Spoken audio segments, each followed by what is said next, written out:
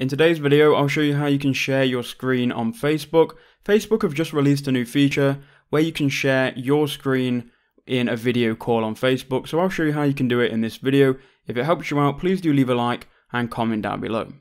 So what you need to do is open up Facebook Messenger and go to your contacts and find somebody who you want to share your screen with.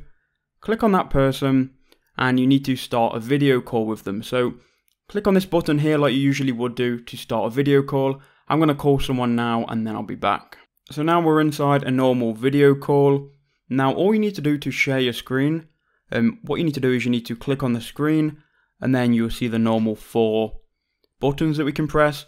But all you need to do is swipe up and it's going to pull up these new settings here. Now you can either watch videos together or share your screen. So if I click on share your screen and then click on start now, my screen will now be shared to the other person. Now I can't show you this on video because I don't have any video recording of the other screen, but my screen is being shared to the other person, and even if I came off Messenger here, my screen will be shared to the other person no matter what I'm doing on the phone.